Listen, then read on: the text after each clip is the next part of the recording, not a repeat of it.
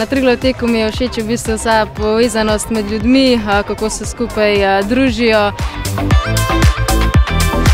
Ja, če se prijavimo na Triglav tek, s tem naredimo lahko dvoje. Ena je v bistvu tista češnja na tortici po našem zaključku priprav na Triglav tek, ali pa tudi, če sami tečemo, imamo nek cilj. Pa mislim, da se je treba kar na Triglav tek prijaviti, ker je to en najlepših tekov, poteka res v naravi.